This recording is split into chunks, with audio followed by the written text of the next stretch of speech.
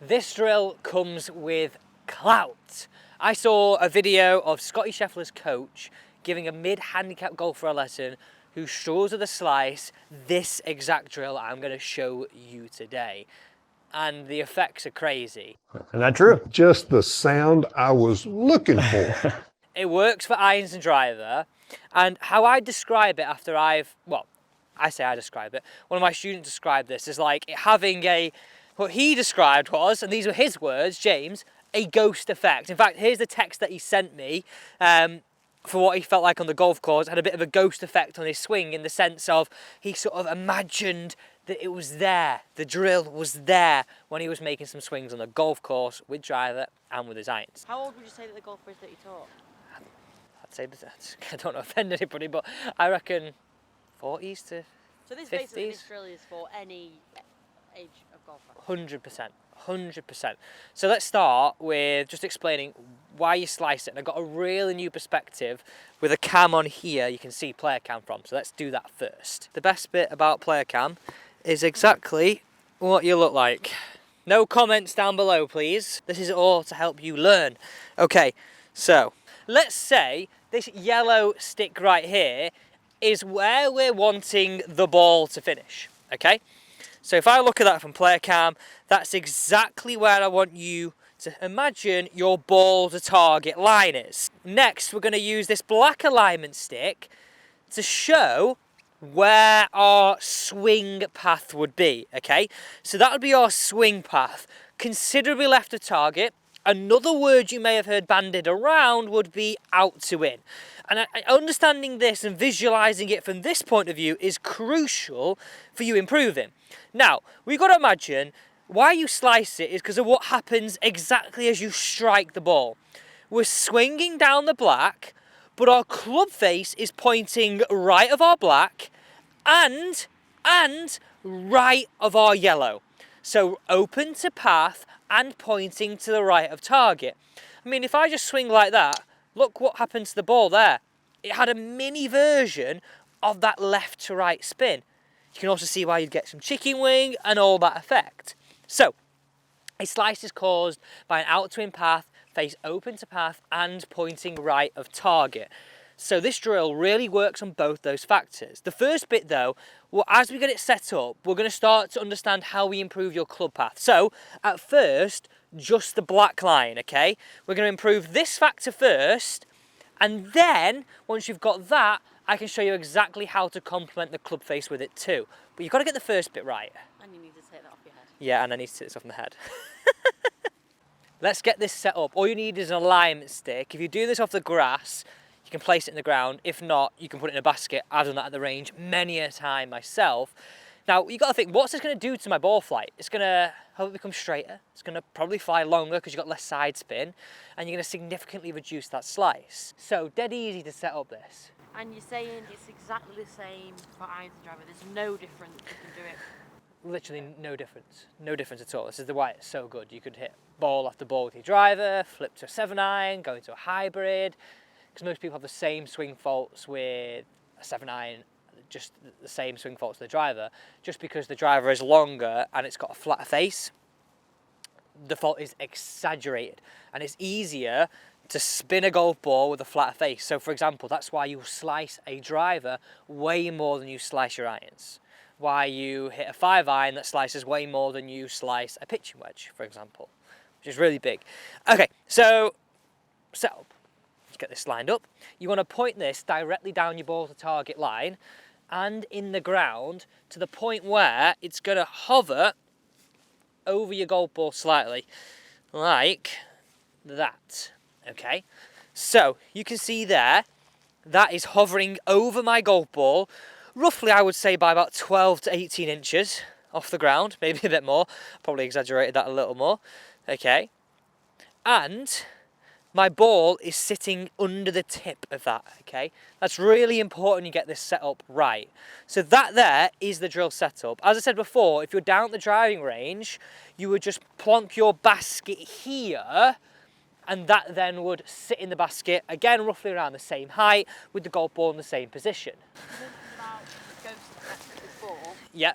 That, I'm guessing you need to practice the range before taking it off? Oh, 100%. Like, to any time to have a ghost effect in the swing. What is ghost effect exactly? I would say ghost effect, and how I describe it is, you could almost imagine this stick's there, and you can make that swing to avoid it in order to promote a better outcome.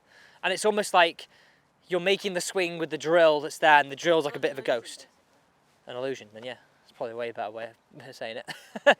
But yeah, 100%. That's sort of what I'm getting at there. But you need to have reps in order to get that to be into the swing and feel a bit more natural and feel that you've got a bit of that ghost effect. I would say it's just more getting used to it. So I don't think it's going to take a lot of time for you to nail. Right, so how is this going to work? Dead easy. This is all about the first thing. Remember, moving that black stick from across to more out towards the right, okay? So if we stand here, we make that over the top move, we're gonna clatter this stick. You'll also see how this correlates to my upper and lower moving at the same rate. What my students say, and this is big, I want you to think about the words, how I say this right now. They feel as though their back to target is longer or stays there for longer before they rotate in. Now look how in that order, I was nowhere near that stick. Look at the difference. Boof, hit the stick. We wait for it, arms drop, down our body line. Look at this, down our body line, not over here, not over here. Down our body line, I'll show you that from that player cam. Down our body line, rotate in. You're not finding any strain? I'll say Looking at your arm and way less strain. really? Way less strain, just because before, like, you're trying to spin and hit it hard, whereas now, like, we've got the things working in the right order. So even just knock the ball off the tee peg, just have a few goes where you go, hit the tee. Tee was around there, hit the tee. Hit the tee. We're moving that black stick. We're not over and hit where we collide. We're letting it drop. We're now swinging from out to in, where we were before, to now in to out. Let me grab that tee peg and let's hit this one away. If I was a golfer though, Yep. you're telling me to do that drill, how do you remind yourself? How do you remind yourself? What can remind them to always remember to come down, as you were saying with the arms? I would say keep your left shoulder down the ball for as long as you can. So we're not spinning and moving early, we're leaving at the ball as long as you can. Okay, right, let's get this set up again. Under that stick. Let me hit this one and I'll show you what this does to our data. So this is going to move our club path. That's all I'm bothered about right now.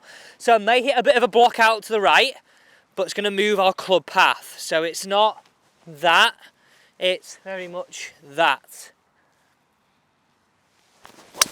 Boom. Told you I'd hit a massive block out to the right, but that's what's going to happen when you first do this, because we've not talked about your club face. So let's have a look at this down here. And this is what I often find, right? I swung there 1.7 degrees to the right. That would be 1.7 degrees into out.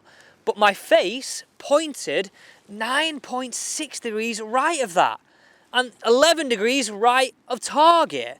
So that's why it was a massive, great big push. So that's no good having this like this. This is brilliant. What we've got to talk about now is how do we avoid the stick, but we get the club face to close, okay? This is the bit that coaches forget. They forget to tell you that, yes, to stop your slice, we want you to stop swinging out to in. We want you to swing more in to out, but you've got to understand how you complement the club face. I don't know about you, but my mailbox right now is like Black Friday, Black Friday, Black Friday, Black Friday. Now, a lot of you have been saying you've been trying Vice or you're thinking about trying Vice. You've asked some advice from me in terms of what golf ball you should use. Should you try the Drive? Should you try the Tour? Should you try the Air, the Pro Plus? This basically is the perfect time for you to try. Right now, if you click this link down below, you can score up to 50% off Vice products. And if you actually click my link, that is one down below, you get a further $5 off your purchase at the checkout. A further $5, which is unbelievable. Now, I'd also recommend this. Don't just go and buy any golf ball. Use their ball fitting tool too, so you know you've got the right golf ball for your game. Because that's like putting diesel in a petrol car.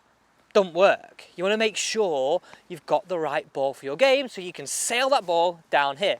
Okay, back to the club face. Don't forget to check out that link. It's a perfect time whether the golf balls are for you or for a loved one for Crimbo. Xmas, Christmas time, you know what I'm saying. So when we hit this next shot, we're going to swing similar to the right, 1 or 2 degrees into out. What we're going to get here is the club face closed more. So have a left number. So we're going to have an into out path, a face that's close to our path, but not pointing left of target. So as you can see the image on the screen right here, what we had at the start to what we're going to now, this is what we're going to work to. Now, what I'm doing right here is, these are feelings. They're some of my favorite feelings I personally use myself in my golf game, but also with my students. I stress their feelings, try all of them, and see which one you land on, right? Because one might be better for you, one might be worse. They're all to the same thing in terms of, look at this here, we're trying to get the club face to close, not be open, but close as we move into that golf ball. That's the whole aim of this. So the first one I want you to think about here is, the technical term is flexion. That. So the bending of the wrist. The bending of the wrist, yeah. So as we're moving down, that would look more like that. Now if I keep that action going, look where my club face points. Okay, whereas if I did the opposite, I cupped my wrist and I carried on, look where my club face points. Way off to the right. Do you find that golfers start in the correct position, so it's flexion, and then as they go down, it then starts to go? 2 scenarios of that. I find some people are okay here, and as we start down, we start to cup that way.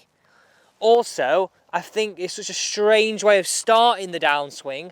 People are scared of doing that because it feels so odd, but we've got to start that. So what I would say is, as we're letting these arms drop, your feeling could be one of them. I'm trying to get the left wrist or your glove hand to move away from your wrist, okay? So that action, as my arms are dropping, and then I'm into the golf ball, and then look where my face points.